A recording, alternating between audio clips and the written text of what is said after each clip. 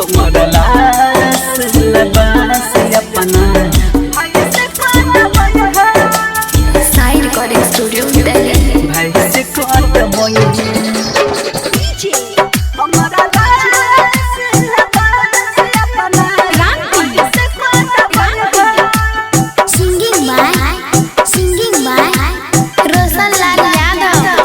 भूलहिले तू यार गे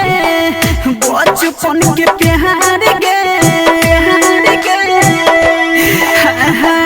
भूलहिले तू यार गे बचपन के प्यार गे फोटो खिंचल सब के जरनी है हमारा लाश लबास अपना भाई से कोट बोई है हमारा लाश लबास अपना भाई से कोट बोई है भूलहिले तू यार गे बचपन के प्यार गे फोटो खिंचल सब के जरनी है हमारा लाश लबास अपना भाई से कोट बोई है हमारा लाश लबास अपना भाई से कोट बोई है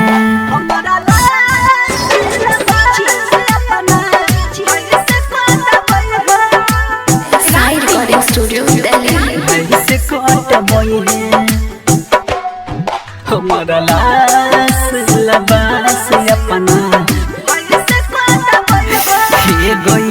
मोहरा लो पयाद तोहर दिल से न जही तू के न दिलो ही भुलाई तोहरा से प्यार कोलियो जानू से ज्यादा तब के नसीब तुम दिल ढाही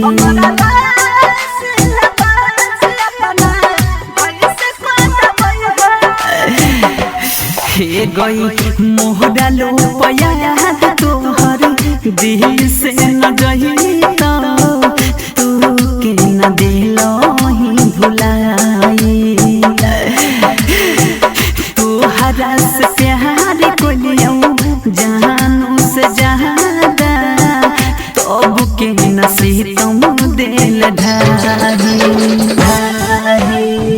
फोटो खिंचल सब के जरनी है हमारा लाश लबास अपना भाई से कोट बोई है हमारा लाश लबास अपना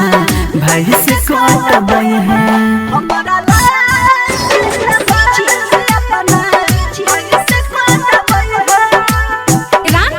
भाई से कोट बोई है साई रिकॉर्डिंग स्टूडियो दिल्ली। हमारा लाश लबास अपना हे गई उठतौ जना जा जब रोसुना के घर से देखली है फेरी के नजरिया यौन की दुआ करहु सुने भगवान से लाग जइतो हमारो उमिरिया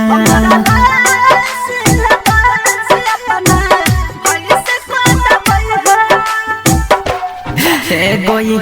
उठतौ जना जा जब रोसुना के घर से देखली है फेरी के नजरिया सोहनी गुड दुआ करहु सुने भगवान से लाग जइतो हमारो उमिरिया कोही कोमर सजनी है हमारा लाश लबास अपना भाई से कोट गई है हमारा लाश लबास अपना भाई से कोट गई है।